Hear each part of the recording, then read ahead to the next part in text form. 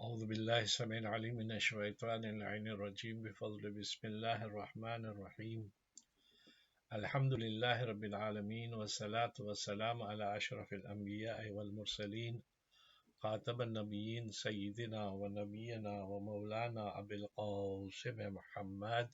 اللهم صل على محمد وآل محمد وآله الطيبين الطاهرين المعصومين المظلومين ولعنة الله على أعدائهم أجمعين من الآن إلى آخر يوم الدين. أما بعد، السلام علیکم ورحمۃ اللہ وبرکاتہ۔ مومن و مومنات، جیسا کہ آپ جانتے ہیں کہ میں نے عرفان دعائے حضرت ابا عبداللہ الحسین، جس کو دعائے عرفہ کے نام سے یاد کیا جاتا ہے، اس کی سائنٹیفک کچھ ورڈوں کی سائنٹیفک تفسیر آپ کے سامنے شروع کی تھی، جس کا آج تیسرا اور چوتھا باب آپ کے سامنے پیش کرنے کی اجازت چاہوں گا۔ عزیزان محترم، یہ کتاب کا نام ہے عرفان دعائے عرفہ، اور یہ ہے محمد علی سید کی لکھی ہوئی کتاب ہے، جنہوں نے کچھ ورڈنگز کو سلیکٹ کیا ہے، جیسے میں نے اپنے پہلی گفتگو میں کہا تھا کلیز کے بارے میں، تو ایک ایک کلمات کو، ایک ایک کلمے کو چن کے انہوں نے سائنٹیفک لیول پہ ہمیں سمجھانے کی کوشش کی ہے۔ آج جو ہمارا موضوع ہے، وہ جس کو ہم سر فہرست یعنی اپنا ہیڈنگ بنا سکتے ہیں، وہ ہے صدیوں سے صدیوں تک حفاظت۔ یہ آج کا ہمارا ڈسکشن ہوگا، اور اس کے بعد چوتھا باب میں شروع کروں گا۔ یعنی ایک صلب سے دوسری صلب، صلب یعنی ایک نسل سے دوسری نسل تک، اور ایک رحم سے دوسرے رحم تک، یعنی ماں کے ایک پیٹ سے دوسرے پیٹ تک، رحم مادر۔ مولا ابا عبداللہ الحسین علیہ السلام ارشاد فرماتے ہیں، فلم ازل طاعنا من صلب الى رحم في تقادم من الايام الماضيه والقرون الخاليه۔ اللہ اکبر۔ عزیزان محترم، اس سے پہلے کہ ہم اس موضوع پر تفصیل سے بات کریں، مناسب ہوگا کہ قارئین کو امام کا وہ جملہ بھی یاد دلایا جائے جو آپ نے وَخَلَقْتَنِ مِن تُرَابٍ ثُمَّ أَسْكَنْتَنِ الْأَصْلَابَ، یہ میں اپنی پہلی گفتگو میں ڈسکس کر چکا ہوں، اور اس کلام سے پہلے جو آپ نے ارشاد فرمایا تھا وہ جملہ یہ ہے کہ میں تیری طرف لوٹا ہوں کہ تو نے مجھ سے اپنی نعمت کا آغاز کیا، اس سے پہلے کہ میں وجود میں آتا۔ اللہ اکبر۔ جملے پر غور و فکر کریں، میں تیری طرف لوٹا ہوں کہ تو نے مجھ سے اپنی نعمت کا آغاز کیا، اس سے پہلے کہ میں وجود میں آتا۔ سوال یہ ہے کہ طول تاریخ میں اس سے پہلے کسی نے سوچا کہ وجود میں آنے سے پہلے، یعنی کریشن سے پہلے، نعمتوں کا آغاز کس طرح سے ہو سکتا ہے؟ سوال۔ ایک صلب سے دوسری صلب اور ایک رحم سے دوسری رحم صدیوں تک سفر کرنے کی طرف اشارہ۔ اللہ اکبر۔ یعنی آپ یہ نہ سمجھیں کہ خلقت ہونے کے بعد آپ پہ نعمتیں شروع ہو گئی، نہیں، بلکہ ہزاروں سال پہلے جب یہ رحم سے رحم تک، صلب سے صلب تک، اس وقت سے نعمات شروع ہو گئی۔ امام کا ایک ایسا کلام ہے جو 7ویں صدی عیسوی میں علم جنبیات یعنی جینیٹکس، نالج آف جینیٹکس کے رازوں سے پردہ اٹھا رہا ہے، کہ جس کی سرسری سی تشریح کے لیے ہمیں جنبیات یعنی جینیٹکس کے علم کا سہارا لینا پڑے گا۔ جینیٹکس کا یہ علم 19ویں صدی کے نصف آخر میں کھانا شروع ہوا، یعنی کھلنا شروع ہوا۔ یہ بات تو قدیم اداروں سے انسانوں کے علم میں تھی کہ پیدا ہونے والے بچے پر خاندان کے بزرگوں کے اثرات ہوتے ہیں، لیکن یہ جاننا کہ نسلی خوبیاں اور خامیاں حضرت آدم اور بی بی حوا سے ان کی نسلوں میں کہاں محفوظ رہتی ہیں اور آگے کس طرح سے سفر کر رہی ہیں، کس کے لیے ممکن نہیں تھا۔ یعنی اس چیز کو جاننا ممکن نہیں تھا۔ یعنی یہ تو ہم معلوم تھے کہ جینیٹکس یعنی ہمارے باپ دادا اور ماں باپ کے جو زندگی تھی اس کے تاثرات حمل پہ پڑتا ہے، ماں کے ذریعے سے، باپ کے ذریعے سے جو کنیکشن ہوتا ہے۔ اس طرح اسی لیے کہا گیا ہے کہ ہمیں خیال رکھنا چاہیے، یہ نہیں کہ بچے کی پیدائش سے پہلے بلکہ پریگننسی سے پہلے ہمیں یہ خیال کرنا چاہیے کہ ہم زندگی کیسے بسر کر رہے ہیں۔ اگر ہماری زندگی بقول خداوند متعال رسول اکرم اور اہل بیت علیہ السلام کی زیر سایہ چل رہی ہے تو ہماری اولاد بھی اس تاثرات سے فیضیاب ہوگی۔ اور اگر ہماری زندگی میں گناہوں کی اکثریت ہے تو یہ نہ سمجھے کہ بچے کے اوپر اس کا کوئی اثر نہیں ہوگا۔ نہیں عزیزو، پریگننسی سے ہی پہلے نسل در نسل، میں نے کہا ہے نا، رحم سے رحم تک اور نسل سے نسل تک، نسل در نسل، رحم در رحم، یعنی یہ چیزیں جو میں آپ کے سامنے رکھ رہا ہوں، اگر ہمارا کردار اچھا ہے، ماں کا، باپ کا، دادا دادی کا، یہ سارا چلتا ہے۔ ایک جینیولوجی ہے، جینیولوجیکل ایفیکٹس ہے جو ہماری آنے والے نو مولود بچے کے اوپر پڑ سکتا ہے۔ تو کوشش کریں کہ ہم ایسی زندگی گزاریں کہ ہم اچھی چیزیں اپنی آنے والی جنریشن کو دے سکیں۔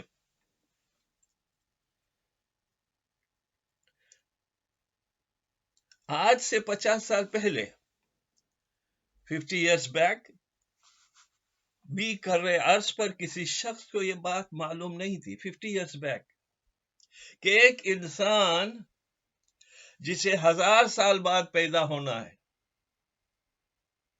رحم کی تو بات بہت دور کی ہے، اس کی خصوصیات یا جینز آج موجود بہت سے مردوں اور عورتوں کے اندر الگ الگ بکھری ہوئی ہے، لیکن محفوظ ہے۔ اور نسلوں کی آمیزش کے ساتھ 1000 سال بعد پیدا ہونے والے بچے کے اندر انتہائی محفوظ طریقے سے منتقل ہو جائیں گے۔ کئی دوست شاید ہماری بات نہ سمجھ پائیں، اس لیے کہ ہم ایک انسان کے دو مختلف حصوں کی صدیوں تک الگ الگ صلبوں اور رحموں میں سفر کو سمجھانے کی کوشش کرتے ہیں، اور اس کے لیے ہمیں جینیٹکس کا علم کا سہارا لینا پڑے گا۔ ہمارے جسم کے خون کے سرخ خلیوں کے سوا، سیلز کے سوا، ہر خلیے میں، ہر سیل میں ڈی این اے نامی ایک مولیکیول پایا جاتا ہے۔ ڈی این اے تو آپ سمجھتے ہوں گے، آج کے زمانے میں بہت ساری چیزیں ہم ڈی این اے کی وجہ سے پہچان سکتے ہیں۔ یعنی اگر تشویش ہو جائے ماں باپ کو، خدا نہ کرے، تو ڈی این اے کی وجہ سے ہم اس کو پروف کر سکتے ہیں کہ بچے کی ولدیت کس طرح جا رہی ہے۔ یا پھر کوئی جرم کر دے تو اس جرم کو اور ظالم کو یا مجرم کو پکڑنے کے لیے ڈی این اے سے امداد لی جاتی ہے۔ یہ مولیکیول 2 داغوں پر مشتمل ہوتے ہیں، 2 تھریڈ، داغوں یعنی تھریڈ انگلش میں جو اس کو بولتے ہیں، مشتمل، جنہیں ڈبل ہیلکس کا نام دیا گیا ہے۔ ڈبل ہیلکس، ان میں سے ایک داغا ماں کی طرف سے آتا ہے اور اس میں ننیال یعنی ان کی فیملی کی طرف سے وہ تمام خوبیاں، خامیاں موجود ہوتی ہیں۔ جو ہمارے جد امجد حضرت آدم اور جد معظمہ بی بی حوا سے سفر کرتی ہوئی ہمارے نانا نانی تک پہنچی ہوتی ہے. کلیئر ہے؟ اس طرح ڈی این اے کا دوسرا دھاگا تھریڈ باپ کی طرف سے آتا ہے اور اس پر دھدیال یعنی پیٹرنل اور میٹرنل کہ تمام تر خوبیاں خامیاں موجود ہوتی ہیں جو حضرت آدم اور حضرت ہماری جدہ بی بی حوا سے ہمارے دادا اور دادی تک پہنچی ہوئی ہوتی ہے. یعنی عالم اصغر میں عالم اکبر انسانی جسم کا ایک خلیہ، ایک سیل. اس کا ڈائیگرام بھی ہے میرے پاس، مگر ابھی میں آپ کے سامنے پیش کرنے کی نہیں کر سکتا تو مجھے معاف کیجیے گا. اچھا، اب ایک بات اور سمجھ لیں، ہمارا جسم خرب کھلیوں یا سیلز، ہمارے اندر خربوں سیلز ہیں جس کی وجہ سے ہماری زندگی کامیاب گزر رہی ہے.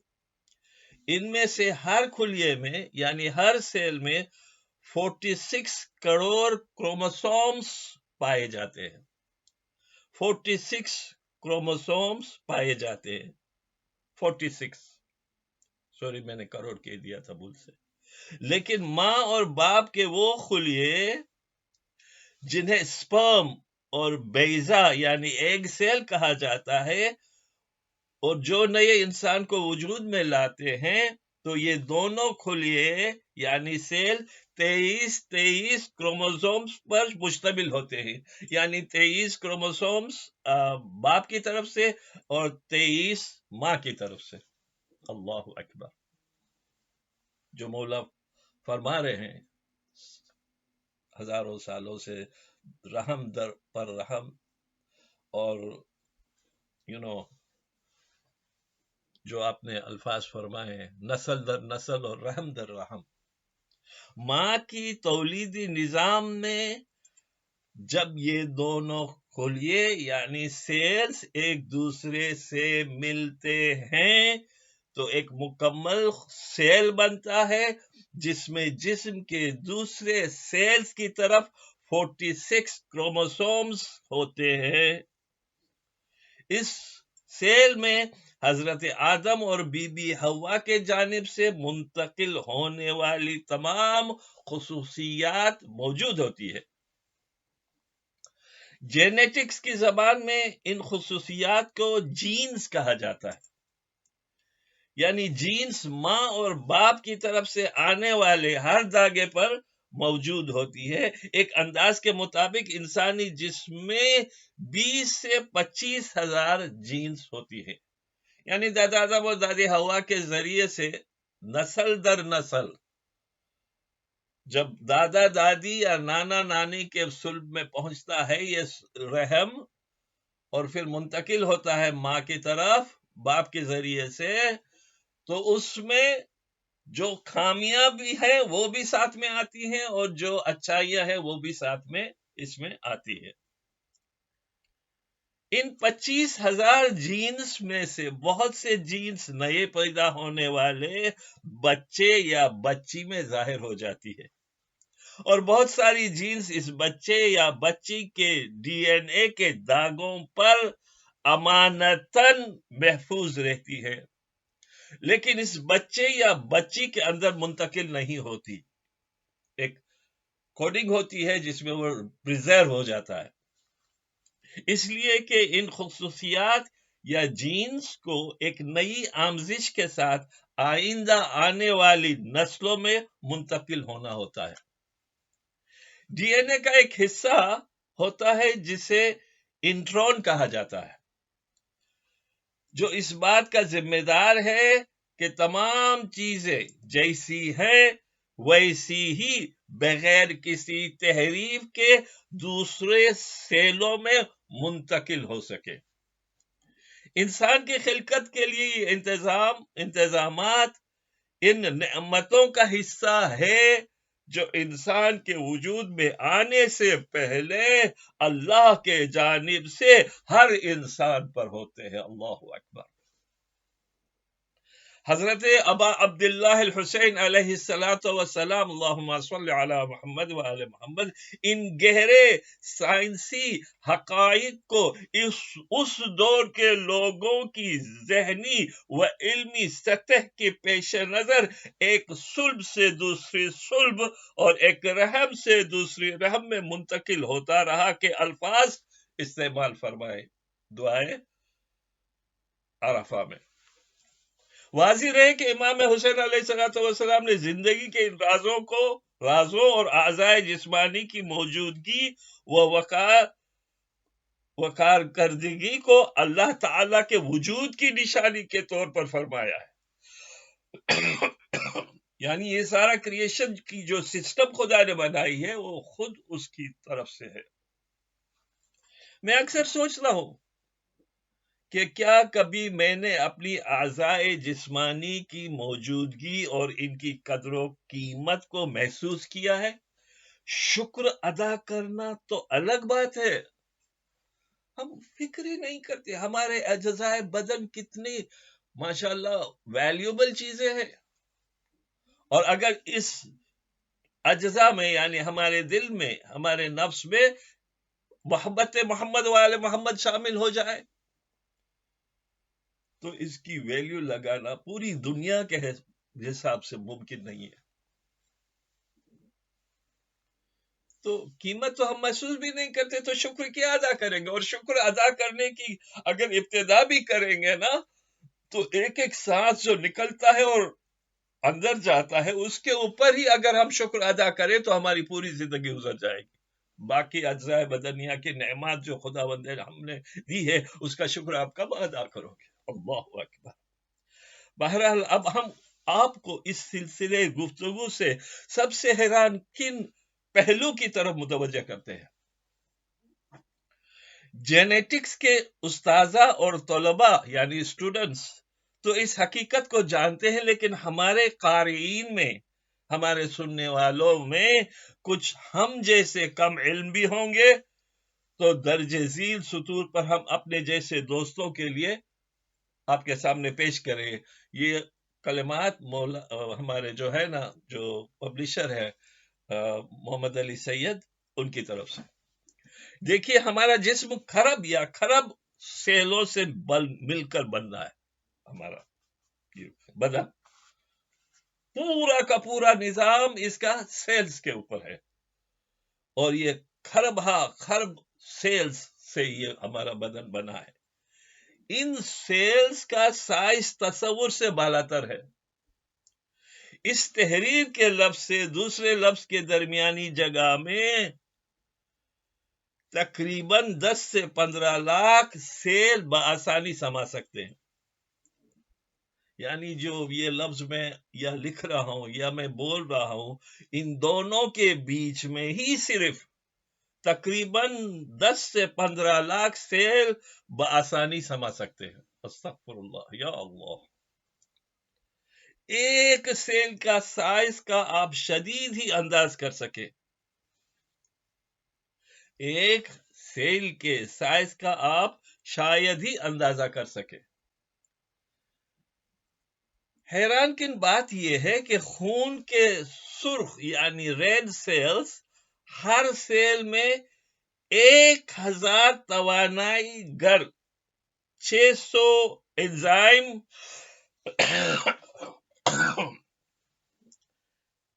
600 خامرے یعنی انزائم اور کئی دوسرے نظاموں کے علاوہ ڈی این اے کے دو دھاگے بھی ہوتے ہیں، اور انسان رحم بعد رحم، صلب بعد صلب، نسل بعد نسل، قرن بعد القرن جن عادات و خصائل کے ساتھ پیدا ہوتا ہے وہ ساری عادات و خصائل رنگ، روپ، قد، قامت، بالوں، آنکھوں کا رنگ، متوقع بیماریاں، خوبیاں، خامیاں، اتنی زیادہ معلومات چند کیمیکلز کی صورت ایک ایسی جگہ محفوظ رہتی ہے جو انسان کے حد بصارت ہی نہیں، حد تصور سے بھی ماورا ہے۔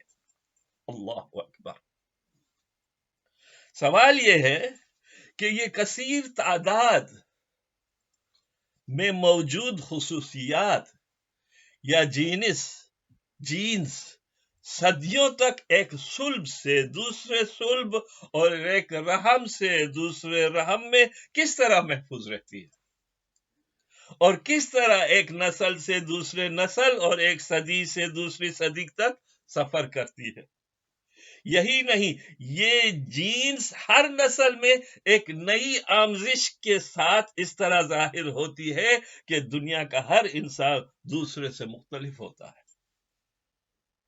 سسٹم وہی ہے آدم سے لے کے حوا تک، مگر جیسے ہی نسل در نسل اور رحم در رحم یہ سفر کرتی ہے نا، تو اس میں تبدیلیاں بھی آتی ہیں، کچھ نئی چیزیں بھی آتی ہیں، اور اس کا ظاہر دنیا کا ہر انسان پیدائش اوریجنالٹی آدم اور حوا کی طرف سے ہے، مگر جو انسان پیدا ہوتا ہے وہ مختلف صورتوں کا، مختلف شکل کا، یہاں تک کہ مختلف آواز کا، یہاں تک کہ انگشت ہمارا جو انگوٹھا ہے وہ بھی اگر نشان آپ دیکھیں تو پوری دنیا میں یہ انگشت کا نشان ایک دوسرے سے الگ ہوتا ہے، زبان بھی الگ ہوتی ہے۔ تو یہ کرشمہ ہے خدا کا، اسی کے علاوہ اور کوئی اس کا کچھ کر بھی نہیں سکتا۔ سوچنا چاہیے کہ 3-4 نادیدہ کیمیکل سے بنی ہوئی یہ حیران کن جینس کس طرح تخلیق ہوئی، انہیں کس نے تخلیق کیا، اور کون صدیوں اور قرنوں تک ان کی حفاظت کرتا ہے۔ صرف خلق بھی نہیں کیا بلکہ اس کی حفاظت بھی ہو رہی ہے،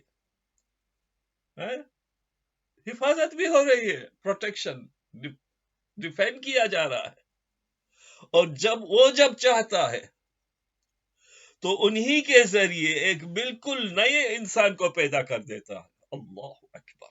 اسی جینس، ایسا انسان کہ اس جیسا نہ اس سے پہلے پیدا ہوا اور نہ اس کے بعد پیدا ہوگا۔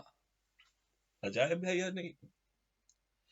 ہمارے جسم میں یہی تو اللہ تعالی کی وہ نشانیاں ہیں جن پر غور و فکر کرنے سے پیغمبر صلی اللہ علیہ وآلہ وسلم اللہم صلی علی محمد وآل محمد کی اس معروف حدیث کے معنی کسی قدر سمجھ میں آ سکتے ہیں، اور وہ آپ فرماتے ہیں من عرف نفسہ فقد عرف ربہ۔ اللہ اکبر۔ علم حدیث کے سپورٹ کے ساتھ ہم اس حدیث کو سمجھ سکتے ہیں۔ اگر تم چاہتے ہو کہ خداوند عالم کی صحیح معنوں میں معرفت حاصل کرو تو پہلے اپنی عالم اکبر کو سمجھو جو تمہاری اندر ہے، اپنے نفس کو سمجھو۔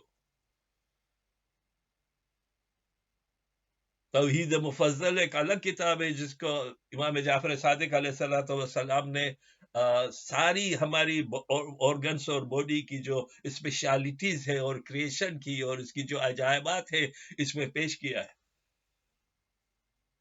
کتاب اس کی جو لیکچرز جو ہے وہ آپ نے ہی کہے ہیں، مفضل کو مفضل نے سنا ہے اور اس کو لکھا ہے، اور یہ کتابی شکل میں آج موجود ہے۔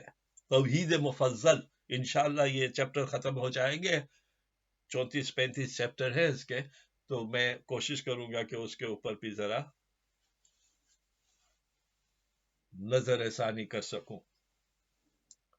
خداوند متعال سے دعا ہے کہ خداوند متعال ہم سب کو پہلے تو اس ماہ ذی الحجہ میں حجاج جو گئے ہیں خداوند متعال ان کے حج کو قبول کرے اور ان کو صحیح و سالم اپنے وطن میں پہنچا دے، اور عید الاضحیٰ کے اس مبارک موقع پر آپ سب کو مبارکباد دیتے ہوئے میں فخر محسوس کرتا ہوں، اور آئندہ آنے والی عید غدیر جو سب سے بڑی عید ہے، عید اکبر جس کو کہا گیا ہے، اس کی تیاری بھی ہم کو شروع کرنی چاہیے، کیونکہ عید غدیر ہماری زندگی کا ماحصل ہے، ہماری بنیاد ہے عید غدیر، اس کو کم نہ سمجھے۔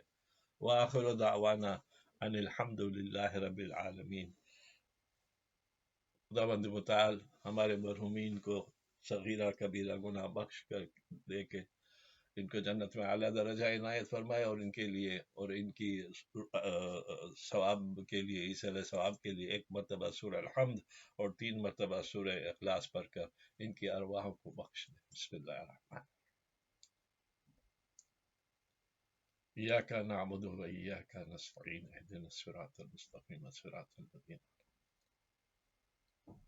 بسم الله الرحمن الرحيم. قل هو الله أحد الله الصمد لم يلد ولم يولد ولم يكن له كفوا أحد كذلك الله. ربنا تقبل منا إنك أنت السميع العليم وتب علينا يا مولانا إنك أنت التواب الرحيم بجاه محمد وإترته الطاهرة. اللهم صل على محمد وآل محمد وأجل فرجه وأحشرنا معهم